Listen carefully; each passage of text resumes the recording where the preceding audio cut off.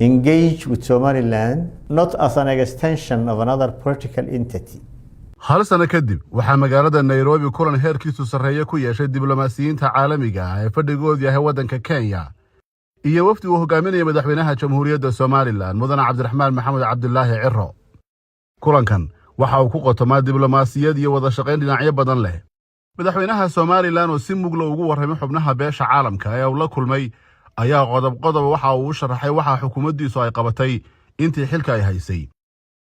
madaxweynaha Somaliland waxa hadalkiisa uu ku bilaabay Excellencies, ambassadors, mudanayaal iyo marwooyin, safiirada, madaxda ergada diblomaasiyadda, wakiilada hay'adaha caalamiga ah, development partners, saaxiibada horumarinta iyo marti sharafta kale ee qiimaha leh. good morning.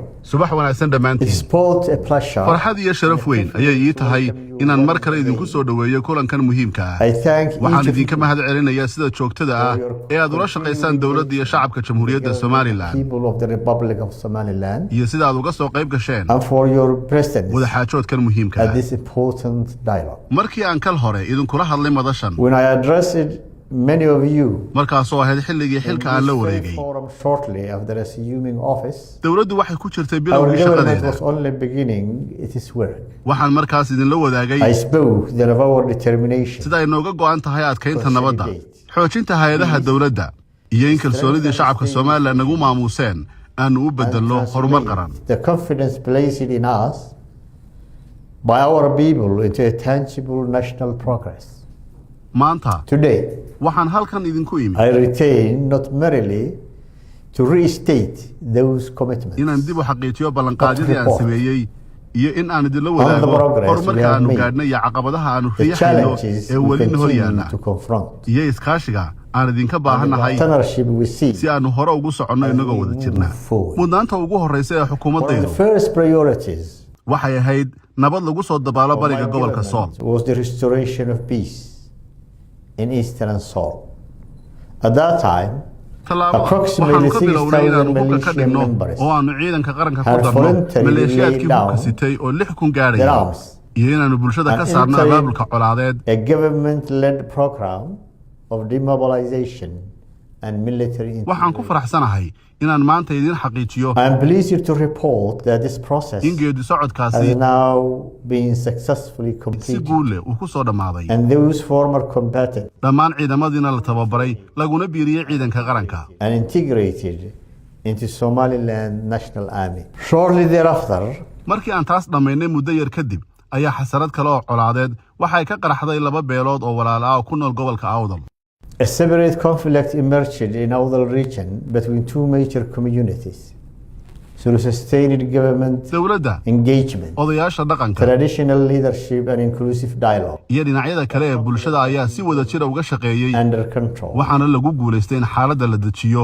A government-sponsored reconciliation peace conference shir dib u heshiisiina oo dawladdu ay maalgelisay ayaa hadda ka socda degmada Geerisa, was currently underway in Garissa. taas oo markhaati u ah dhaqanka soo jireenka ee Somaliland ee ku dhisan wada hadal, is-afgarad iyo is-ixtiraam. Long-standing tradition of resolving disputes through dialogue, nabadda ayaa weli ah tiirka ugu muhiimsan consensus and mutual respect ee ay ku dhisan yihiin These dhammaan remain himilooyinka the qaran ee foundation Somaliland.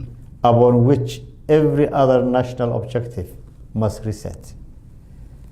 I'm glad that the conference has been concluded in understanding and in positive results to consolidate the peace in the region. markii ugu horeysay ee aan idinla When kulmay I first met you, I outlined our four strategic priorities. waxaan soo bandhigay 4 mudnaanood oo istiraatiiji ah oo hagaya qorshaha horumarinta Somaliland. waxay kala ahaayeen horumarinta xoolaha, beeraha, kalluumaysiga iyo tamarta la cusboonaysiin karo.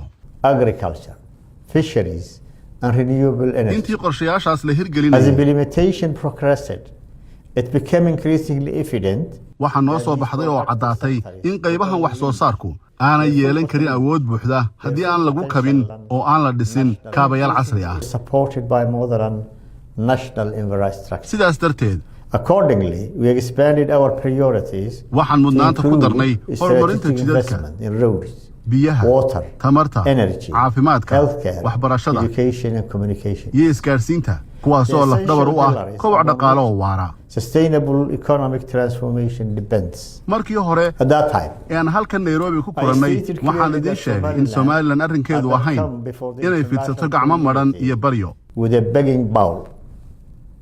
I reconfirm that position today. Maanta halkii ayaan taaganahay oo waxaan ku celinayaa isla mowqifkaasi. We seek partnership. Waxaanu doonaynaa iskaashi. Not dependency. Ma doonayno ku tiirsanaan. Waxaanu doonaynaa maalgashi. We seek investment. Balse ma doonayno sadaqo. Not charity. waxaanu doonaynaa And above all, we see xiriir ku dhisan ixtiraam, dana wadaag iyo mas'uuliyad la wada leeyahay. shared interests and common responsibilities. Mudanayaal iyo marwooyin. Excellencies. Hal sano iyo 7 bilood kadib. 1 year and 7 months later, I stand before you. Waxaan maanta halkan u joogaa. Account for what has been achieved. Inaan xog idinka siiyo dhab ahaan wixii qabsoomay. Guulaha ugu waaweyn waxaa ka mid ahaa Among the most consequential developments in aan aqoonsi helay. during this period has been the international recognition of Republic of Somaliland by the State of Israel. oo dowladda Israa'iil ay aqoonsatay Jamhuuriyadda Somaliland. The recognition extended 26 December 2025 taasi oo noqotay aqoonsigii ugu horeeyay ee Somaliland ay ka hesho dal xubin buuxda ka qaramada midoobay muddo ka badan 35 sanadood. by the member state of the United Nations in over 35 years. Arrintani uma ahayn oo kaliya guul diblomaasiyadeed.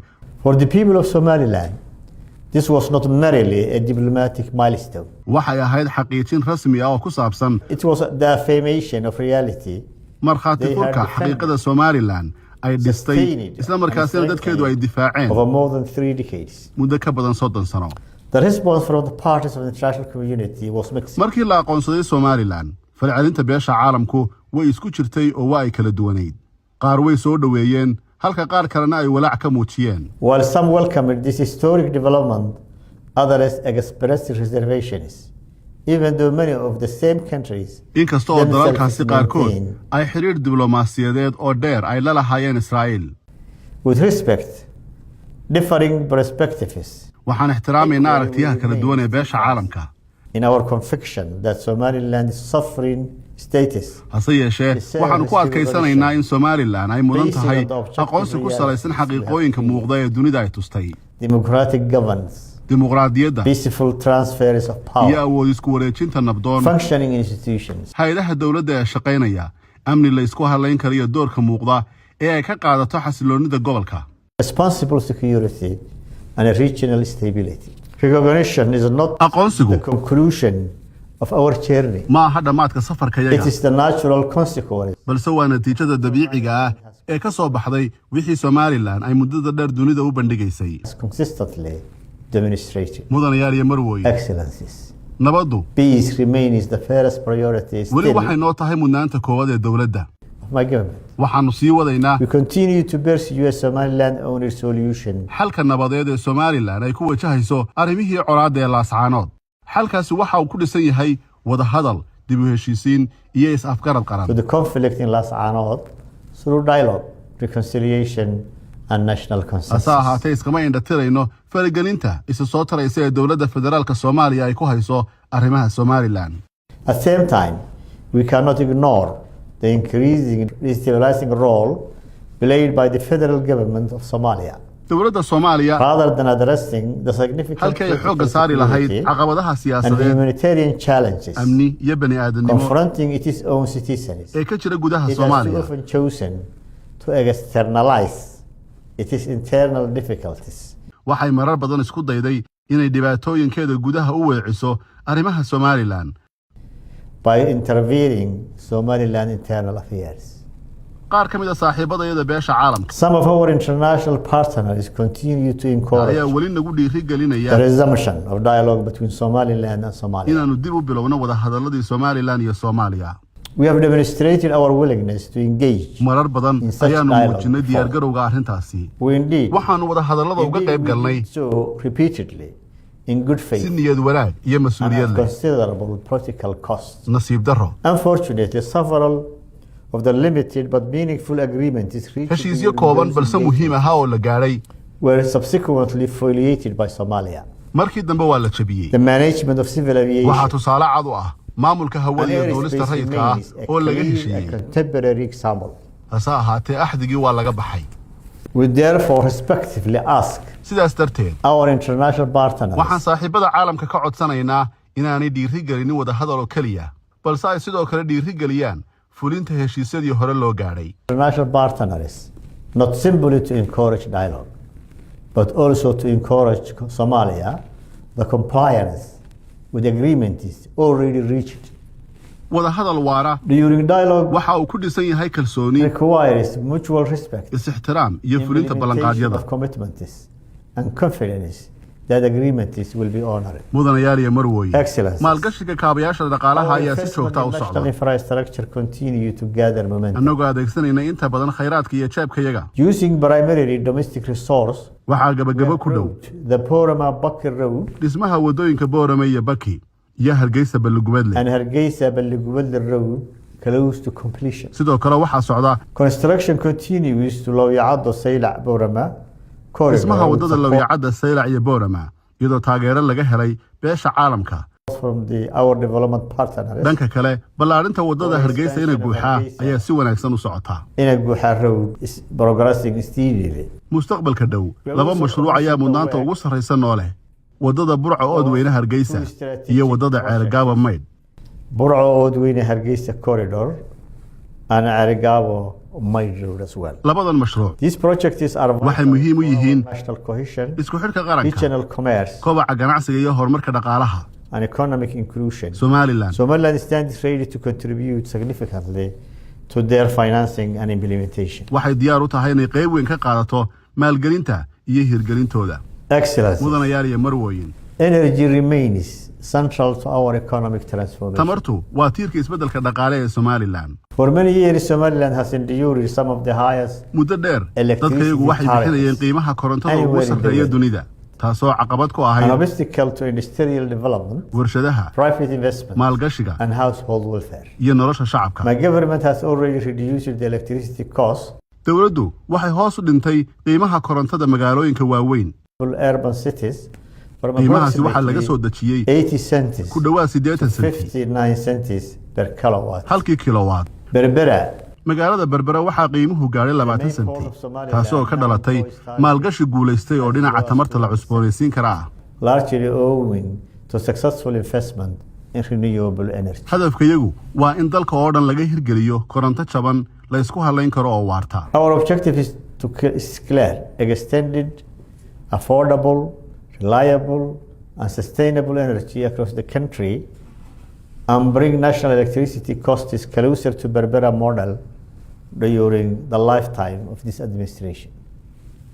Excellencies, mudanayaal iyo marwooyin, water security remains among Somaliland's most pressing long-term challenges. sugnaanta biyuhu waa mid ka mid ah caqabadaha ugu waaweyn ee muddada fog. gobollo badan oo ku yaalla koonfurta In Somaliland several regions along our southern frontier, groundwater reserves lie more than 600 meters. biyaha dhulka hoostiisa mara waxay ku jiraan qoto dheer oo ka badan 600 mitir. soo saaristoodu waxay u baahan tahay farsamooyin casriya iyo tiknoolajiyad oo ay dheer tahay khibrad heer sare ah.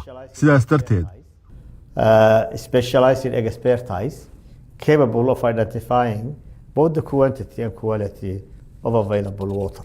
waxaan raadinaynaa iskaashi caalami oo naga caawin kara sahaminta iyo ka faa'iidaysiga khayraadkan muhiimka ah. And countries waxaan sidoo kale rajaynaynaa inaan wada shaqayn la yeelanno safaaradda boqortooyada Norway si looga faa'iidaysto daraasaddii ay Norway taageertay ee ku saabsaneyd biyaha dhulka hoose ee qotada dheer ee Somaliland. we also look forward to engaging Royal Norwegian Embassy regarding valuable findings generated through Norwegian supported study on deep groundwater resources in Somaliland with the aim of ensuring that the data relating specifically to Somaliland can continue.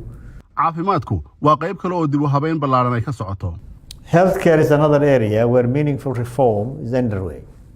sanad kasta Every year, thousands of our citizens kumanaan muwaadiniinta Somaliland seeking specialized medical treatments. ayaa dibadda ugu safra Placing adeegyo significant caafimaad oo u financial baahan burdens. takhasus dheeraad ah, taasoo culays dhaqaale ku noqota qoysaska iyo qarankaba. About families and national economy.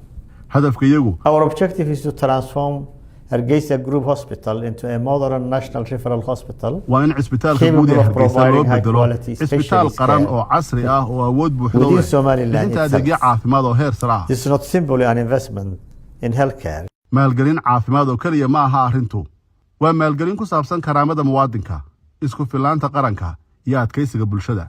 It is an investment in dignity, reliance, self-reliance, and national resilience. Excellencies, mudanayaal iyo marwooyin, I may conclude. ugu dambayntii, We have not returned to Nairobi today with a longer list of requests. maanta Nairobi lamaanu imanin diiwaan dheer oo ay ku qoran yihiin codsiyo dheeraad ah. We have returned with evidence. waxaan idinla nimi caddaymo muujinaya wixii aanu qabannay, caddaymahaas oo ay ugu mudan yihiin caddaynta nabadda iyo sugidda amniga. We have returned with evidence. sida maleeshiyaad la qarameeyey, Evidence of militia, iyo wadahadallo bulshada dhexdooda laga abuuray, caddaynta colaado lagu dhameeyo wadahadal halkii xoog la adeegsan lahaa. evidence of conflict is resolved through dialogue rather than force. caddaynta dimuqraadiyad Evidence of democratic governance iyo hay-ado is dastuuri ah strengthened oo sii through xoogaysanaya. peaceful constitutional institutions. caddaynta aqoonsi caalami ah oo lagu kasbaday dulqaad iyo adkaysi. Evidence of international recognition. caddaymaha waddooyin la dhisayo, koronto jaban, cisbitaallo la casriyeynayo iyo horumar qaran oo ku socda dadaalka iyo khayraadka iyaga. Evidence of roads under construction. Electricity becoming more affordable. Hospitals being modernized. And a national development and advancing through our own commitment and resources. The Republic of Somaliland remains committed to peace. jamhuuriyadda Somaliland waxaa weligeed ka go'an nabadda, dowlad wanaagga, xasiloonida gobolka iyo iskaashi wax ku ool ah oo caalami ah. Responsible governance and regional stability and constructive international engagement. waxa kaliya ee aanu saaxiibada beesha caalamka ka codsanayno waa codsigii hore ee aan idiin soo jeediyey oo aan ku celinayo mar What kale. we ask our friends is the same request I made when I first addressed this forum. Engage with Somaliland not as an extension of another political entity, ula macaamila Somaliland sidii dal madax bannaan oo mas'uul ah, but as a responsible and capable sovereign partner oo aan cid kale u daba fadhiyin siyaasadda, awoodna u leh inuu wax ku biiriyo nabadda, amniga, barwaaqada iyo horumarka waara ee aanu wada leenahay. Together, let us build partnerships founded not on assumptions, aan wada dhisno iskaashi ku salaysan waxqabad dhaba, kalsooni iyo mas'uuliyad la wada leeyahay. but on demonstrated commitment. waa mahadsantihiin. I thank you, every one of you.